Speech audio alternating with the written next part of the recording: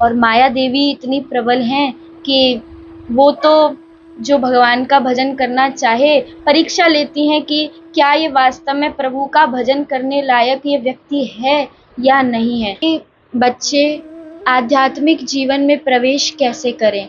मैं बच्चों से कुछ नहीं बोलना चाहूँगी, मैं बोलना चाहूँगी उनके माता पिता से। वाणी गुणानुकथने श्रवणौ कथायाम हस्तौ च कर्म सुमनस्तव पादयोर्नः।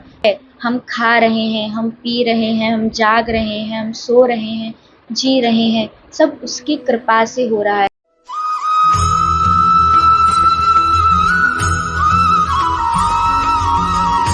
सभी प्रेमियों को श्री राम बरसाना से जय श्री राधे राधे।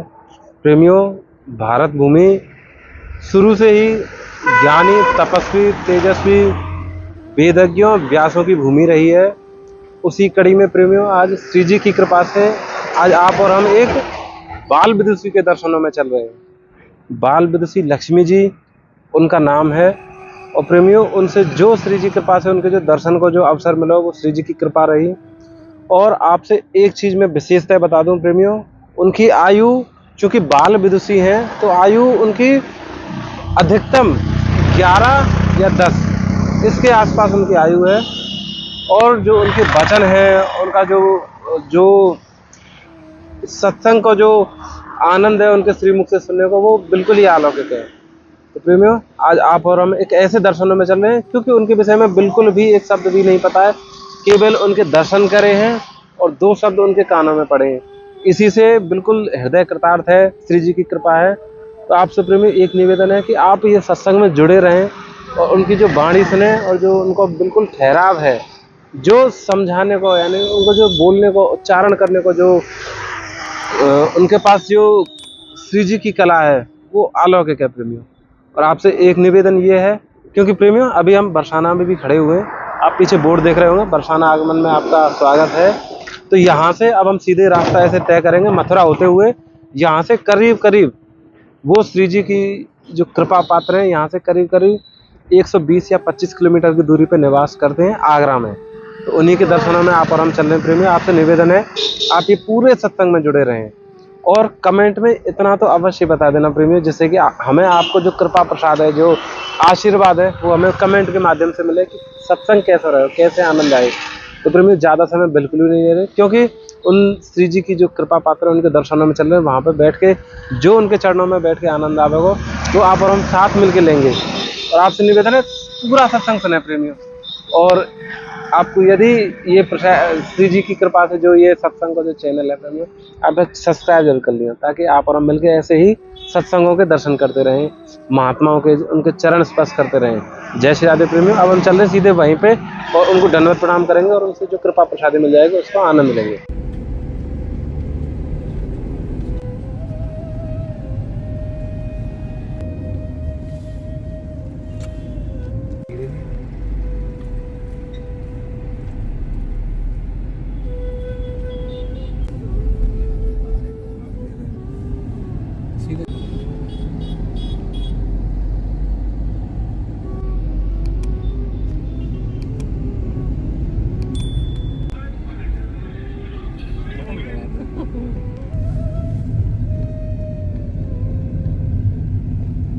आप सभी प्रेमियों को जय श्री राधे राधे। प्रेमियों, अब हम जो दीदी के दर्शनों में जैसे श्री जी ने आदेश किया, जैसे श्री जी ने प्रेरणा करी, उनके चरणों में पहुंच गए, उनको दंडवत प्रणाम करेंगे। और फिर जो एक दीदी हैं जो भाव लेके, जो ज्ञान, जो श्री जी की जो कृपा है उसको लेके वो श्री हमारे साथ हैं, उनका आप दर्शन करें।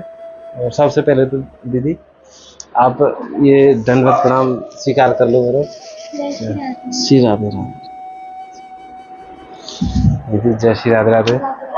दीदी, सबसे पहले आप थोड़ा हमें स्वास्थ्य बता दो, आपको स्वास्थ्य कैसा है? जी, श्री राधा रानी की कृपा से और बाकी भी लाल जी की कृपा से मैं एकदम कुशल मंगल हूँ। अच्छा दीदी, जैसे कि अभी हम तो ज़्यादा कुछ जाने नहीं है, एक सांसारिक जीव हैं, बस इस श्री जी की प्रेरणा से जो भी श्री जी के उपासक हैं, ठाकुर जी के जो साधक हैं, उनके दर्शन करने की ये प्रेरणा भैया श्री जी की कृपा से वही कड़ी में आपके भी दर्शन हुए, ये श्री जी ने संपर्क कराया हो। तो थोड़ा सा हमें ये बता दो कि जैसे आपकी जो सांसारिक आयु बहुत कम है, यानी विशेष कम है, यानी इस आयु में साधारणतः आप तो देखते होंगे जी। कि जो 10-11 वर्ष की आयु में बच्चे साधारणतः अपने गेम में, पढ़ाई में और इन चीज़ों में ज़्यादा व्यस्त रहे में। उन्हें समय नहीं, क्योंकि इतना विवेक नहीं होता है। पर आप इतनो जो श्री जी की कृपा, कैसे आप ये प्रेरणा भई और कैसे आप ये समझे कि आध्यात्मिक जीवन भी एक जीवन है? देखिए, सर्वप्रथम तो आप मेरा प्रेम भरा राधे राधे, जय श्री श्याम। जैसा कि आपने पूछा कि इस सांसारिक जीवन से आध्यात्मिक जीवन के अंदर मेरा प्रवेश कैसे हुआ, तो पहली बात तो मैं ये कहना चाहूँगी कि संसार में कुछ भी होता है, कोई आध्यात्मिक जीवन में प्रवेश कर रहा है या प्रभु का नाम जाप कर रहा है, तो वो एकमात्र श्री राधा रानी और श्री ठाकुर जी की कृपा से होता है। तो मेरे लिए तो जो मैं खुद अभी कुछ नहीं जानती कि कैसे जाने कब कैसे क्या हो गया, मैं तो बस ये सोचती हूँ जो हुआ उनकी कृपा से हुआ और जो होगा सब अच्छा होगा। तो दीदी, आप जब ये साथ के साथ आपकी पढ़ाई भी चल रही है दीदी, जी हाँ, अभी मेरी तो पढ़ाई अभी चल आपकी रही है। जो कक्षा जो पढ़ाई है, कितने जी। में आपकी पढ़ाई चल रही है? थोड़ा-सा ये बता दो साथ में आपके। देखिए, अभी वैसे तो मैं कक्षा 8वीं 7वीं इसमें होती, लेकिन जब मैं छोटी थी तो जो मेरे स्कूल के प्रिंसिपल ये सब थे, वो ये कहते थे पढ़ाई में बहुत होशियार है। तो मेरी माताजी थी, उन्होंने मेरे को बचपन में जैसे बच्चे नर्सरी, यूकेजी, जी, एलकेजी जी। ये पढ़ते हैं, मैंने ये कुछ नहीं पढ़ा। मैं डायरेक्ट पहली यानी फर्स्ट में बैठी जी। और उसके उपरांत मैंने 2 क्लास और जंप करी, 4th क्लास जंप करी और एक और क्लास जंप करी। तो इस वजह से अभी मैं तो 11th क्लास में हूँ, लेकिन होना मेरे को 8th या 7th में है। ये सेवन कर देते हैं ना। ये एक प्रभु की कृपा है, जो विवेक है, जो श्री जी की दी हुई कृपा है कि जैसे दीदी बता रहे हैं 7 या 8 की क्लास होनी चाहिए। पर चूँकि जो जो विवेक, जो बुद्धिशीलता जो देखी, तो उसके चलते जो प्रिंसिपल हैं उन्होंने भी सुझाव यही दिया कि जो कक्षा है उनके इनके अनुकूल से जो होनी चाहिए 7 या 8वीं, लेकिन अभी वर्तमान में 11वीं है। तो ये तो बड़ी कृपा है श्री जी की। तो दीदी, जैसे कि आप थोड़ा-सा ये और बता दो, जैसे कि आपकी आयु के जो बच्चे हैं, जो बाल गोपाल हैं, इस आयु में होंगे, तो आप उनके लिए थोड़ा-सा क्या कहना चाहेंगे कि वो कैसे ये भगवत प्राप्ति की लाइन में आप वो आएँ, ये मार्ग पकड़ें? क्योंकि साधारणतः ये संभव नहीं है। बच्चे जी। थोड़े समझने में थोड़े असहज रहे में, क्योंकि उन्हें जी। ये चीज़ की पता नहीं होगा कि क्या करना है। और क्योंकि जो भौतिक नहीं है, आध्यात्मिक है, तो वो दृष्टि से देखना तो संभव नहीं है। वो बस एक समझ को खीले, जो प्रभु की कृपा को पात्र वो कैसे बने? जो आजकल के जो बच्चे हैं। देखिए, इस प्रश्न का उत्तर मैं देना चाहती हूँ प्रभु कृपा से इस बात के लिए कि बच्चे आध्यात्मिक जीवन में प्रवेश कैसे करें। मैं बच्चों से कुछ नहीं बोलना चाहूँगी, मैं बोलना चाहूँगी उनके माता-पिता से। क्योंकि देखिए, मैं आपको अपनी बात बताऊँ तो जब मैं छोटी थी, पहली बात तो घर में माहौल बनाया जाता है। जी, जी। जब तक किसी चीज़ का माहौल नहीं होगा, तब तक वो उस चीज़ में नहीं आएगा, क्योंकि बच्चे को अभी समझ है ही नहीं कि उसे जीवन में आया है तो उसे क्या करना है, क्या उसे करना है? खेलना है, कूदना है, ये सब करना है, लेकिन ये नहीं पता कि जीवन का मुख्य उद्देश्य क्या है और ये किसे बताना पड़ेगा, उनके माता-पिता को। जब मैं छोटी थी तो जैसे कि अभी आपने एक चीज़ देखी होगी कि जो बच्चे होते हैं, जैसे बच्चियाँ होती हैं छोटी-छोटी, जी। अगर रात को उनको नींद ना आवे तो उनकी जो मम्मियाँ होती हैं ना, वो उनको कहानियाँ सुनाती हैं, कोई परी वाली, जी, कोई जी, कैसी, कोई जी। कैसी। लेकिन जो मेरी माँ थी, वो मेरे को जब मैं छोटी थी तो पता है कैसी कहानियाँ, वो मेरे को ये सब नहीं सुनाती थी। वो मेरे को प्रहलाद जी की कथा, ध्रुव जी की कथा, जामिल की कथा, जब मैं 2 या 3 वर्ष की थी तब से ये कथाएँ मैंने सुनना श्रवण कर दी। कथाएँ तो मेरे को शुरुआत से सारी याद थी, वो भी प्रभु कृपा से। तो मैं ये बात बच्चों से नहीं कहना चाहूँगी, उनके माता-पिता से कहना चाहूँगी कि वो अपने बच्चों को आध्यात्मिकता के जीवन में लाएँ। क्यों? क्योंकि संसार में माना भौतिक पढ़ाई भी ज़रूरी है, लेकिन उसके साथ-साथ जो हमारा मुख्य उद्देश्य है, उस परमात्मा का भजन करना, उस परमात्मा के बारे में ध्याना, श्री राधा रानी की कृपा से कथा सुनना। क्यों? क्योंकि वाणी गुणानुकथने श्रवणौ कथायां हस्तौ च कर्म सुमनस्तव पादयोर्नः। वाणी, जो वाणी जिह्वा होती है, उससे हमें प्रभु के, श्री राधा रानी के गुणगान गाने चाहिए। वाणी गुणानुकथने, श्रवणौ, ये जो हमारे कान है, कर्ण है, इनसे हमें प्रभु की श्रवणौ कथायाम, प्रभु की कथा सुननी चाहिए। हस्तौ च कर्म सुमनस, हाथों से क्या करनी चाहिए? प्रभु की सेवा करनी चाहिए। और पैरों से तीर्थ करनी चाहिए। क्यों? क्योंकि इस संसार में जो है, हम खा रहे हैं, हम पी रहे हैं, हम जाग रहे हैं, हम सो रहे हैं, जी रहे हैं, सब उसकी कृपा से हो रहा है। क्यों? आपने सुना ही होगा, मुझे तुमने दाता सब दे दिया है, तेरा शुक्रिया है, तेरा शुक्रिया है, तेरा ही दिया मैंने खाया पिया है, तेरा शुक्रिया है, तेरा शुक्रिया। दीदी, इसी में थोड़ा सा एक प्रश्न, ये एक जिज्ञासा ये है जी कि जैसे ये जीवन है, तो आपने जब ये आध्यात्मिक लाइन में आए तो एक मूलतः एक उद्देश्य जीवन को होगा, तो आप क्या लगे कि ये जीवन का उद्देश्य क्या होना चाहिए, और आपने क्या मान के चल रहे हैं कि ठाकुर जी की कृपा, प्रभु की कृपा मिलेगी उपरांत, तो उद्देश्य क्या आपने ले रखा कि कैसे प्राप्ति होगी ठाकुर जी की? देखिए, पहली बात तो मैं ये कहना चाहूँगी कि जैसे आपने देखा होगा, जो कस्तूरी मृग होता है, उसकी जो सुगंध होती है वो नाभि में ही होती है, और वो चारों ओर ढूंढता है सुगंध कहाँ है, नाक से सूंघ सूंघ के कि सुगंध कहाँ है, सुगंध कहाँ है, सुगंध कहाँ है। आपने ये भी सुना होगा कि जो परमात्मा है, वो परमात्मा कहाँ है? वो हमारे हृदय में है, वो कण कण में है तो हमारे हृदय में, लेकिन तो भी हम उसे जाने कहाँ कहाँ ढूंढते हैं। किसी ने एक बड़ी प्यारी बात कही, मैं और मेरा प्यारा एक ही बस्ती में रहते हैं। मैं कौन? देखिए, मैं को शरीर मत मानिए, मैं शरीर नहीं है, मैं आत्मा, यानी कि मैं और मेरा प्यारा, प्यारा कौन? परमात्मा, एक ही बस्ती में रहते हैं। कौन सी बस्ती? हृदय।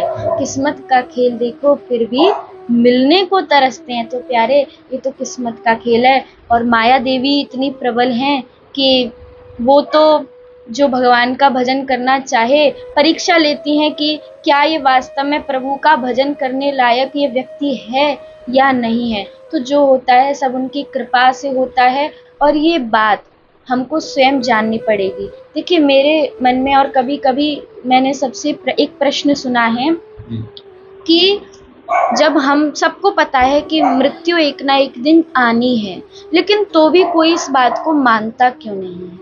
इसका उत्तर मैं अपनी मति के अनुसार अगर आपको बताऊं, कहूं, तो देखिए, मृत्यु सबको आनी है, ये सबको पता है, लेकिन हम इसे मान नहीं पाते। हम अपने जीवन में, भौतिक संसार में इतने व्यस्त हो जाते हैं, इतने व्यस्त हो जाते हैं कि हमें ये भी नहीं पता होता कि हम इस संसार से कब चले जाएं। लेकिन हमें इसकी अनुभूति, हमें इसका ज्ञान कब होगा? जब हम संतों की वाणी सुनेंगे, जब हम रसिकों की वाणी सुनेंगे, जब हम ग्रंथों का अध्ययन करेंगे, जब हम परमात्मा का भजन करेंगे, तब कहीं जा कर के हमें इस बात की अनुभूति होगी। तो इसीलिए मेरा आपसे कहना है कि जितना हो सके संतों की वाणी सुनिए, रसिकों की वाणी सुनिए, प्रभु का भजन करिए, और प्रभु की कृपा। देखिए, मैं एक उदाहरण देती हूँ। कोई जैसे दूध है, आप मुझे उत्तर दीजिएगा, दूध में कोई चीनी मिला के दे दे, अब उसे आपको पीने के लिए दे दे और ये कहे कैसा लग रहा है दूध, आपका उत्तर क्या होगा? साधारण तो ये होता है कि अच्छा है, स्वादिष्ट है। अच्छा, स्वादिष्ट, हाँ, मीठा। ये तो अगर कोई बोले कड़वा लग रहा है, तो आप क्या बोलोगे? जब उसमें चीनी डालिए तो वो कैसा लगेगा? मीठा लगेगा। अगर चीनी डालिए तो वो कड़वा तो नहीं लगेगा। अब ऐसे ही दीपावली पे वो खिलौने कुछ आते हैं, आपने देखे हैं, जिन्हें खाते हैं हाथी घोड़ा, चीनी वाले। हाँ, तो अगर हम उन्हें खाते हैं तो कोई कहे अगर वो चीनी वाले हाथी की टांग खाओ तो कड़वी लगेगी, ऐसा संभव है? क्यों संभव नहीं है? क्योंकि वो तो पूरा किससे बना है? चीनी से। हाँ, चीनी से बना है। तो कोई कोई कहता है भगवान ने हमारे जीवन में दुख दे दिया, अकृपा कर दी। अब जब परमात्मा पूरी तरह से कृपा से भरा हुआ है तो वो अकृपा कैसे कर सकता है? ये एक बड़ी निराली आपने, क्योंकि एक बहुत व्यावहारिक उदाहरण है प्रभु की कृपा समझने को, क्योंकि प्रभा कृपा कर ही नहीं सके। दीदी, एक जिज्ञासा ये हो रहा है कि जैसे सामान्य आपकी जो आयु है, इस आयु में आप देखते होंगे कि जो आपके जो साथी हैं, जो आपके साथ पढ़ाई करते हैं, तो वो जैसे अपने खेल खेलें और तमाम ऐसी चीज़ें जो करें, तो आपको कभी ऐसा नहीं लगा कि मैं इनसे या तो सामान्य नहीं हूँ इनसे या फिर थोड़ा सा अलग आप महसूस करते होंगे, आपको ध्यान रुचि जो ठाकुर जी की सेवा में है, जी। तो ऐसी चीज़ों का कोई प्रभाव आपके ऊपर भी देखिए, मैंने अभी एक बात कही थी कि माया देवी बहुत प्रबल है। अब अगर मैं शिक्षा ले रही हूँ, कुछ कर रही हूँ, कुछ कार्य कर रही हूँ, तो माया देवी आस-पास भी कई लोगों को भेजेंगी। माया देवी अपने वो कहते हैं ना सारे औजार हथौड़े सब कुछ लेके आ जाती हैं और ये कहती हैं तू कर भगवान का भजन कैसे करेगा? लेकिन माया देवी से अगर हमें जीतना है तो उसके लिए देखिए जैसे समुद्र होता है, समुद्र में यदि हम डूब गए तो मर जाएंगे। वो समुद्र किसकी तरह है? वो समुद्र माया की तरह है। अगर उसमें डूब गए तो इस भौतिक संसार के अंदर ही हम मर जाएंगे। लेकिन अगर उस भौतिक संसार में हम हैं समुद्र में ही, लेकिन अगर हम समुद्र में यानी कि संसार में रहकर भी अगर हम तैर रहे हैं, अर्थात हैं तो समुद्र में, लेकिन तो भी हम उसमें तैर रहे हैं, उसमें होकर भी तैर रहे हैं। इसका मतलब ये है इस समुद्र रूपी दुनिया में हम होकर भी उस परमात्मा का भजन कर रहे हैं। तो निश्चित रूप से हाँ, बस सब उनकी कृपा है। एक जिज्ञासा और है मन में कि जैसे आप इस मार्ग पे जब चल रहे हैं प्रभु की कृपा के मार्ग पे, तो सामान्यतः आगे जैसे जैसे जीवन यानी कि जो समय बीतेगा तो आयु के कई पहलू आएंगे, जैसे कि आपको कई चुनाव करने होंगे कि गृहस्थाश्रम में जाना हो या फिर ठाकुर जी की सेवा में पूर्णतः समर्पित होना हो।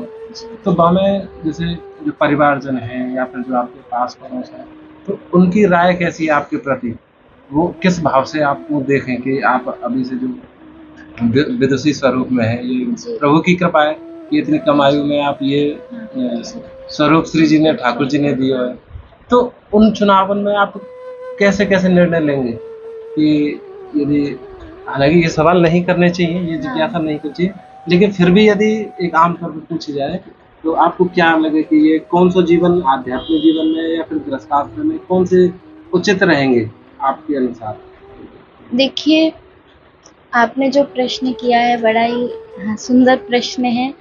तो मेरी मति के अनुसार अगर मैं इस बात का उत्तर देना चाहूँ तो मैं तो ये कहना चाहूँगी कि भविष्य के बारे में किसी को कुछ नहीं पता होता। मेरे को कुछ खुद नहीं पता कि क्या करना है, जो वो कराएगा वो करके चली जाऊँगी बस। दीदी आपको धन्यवाद।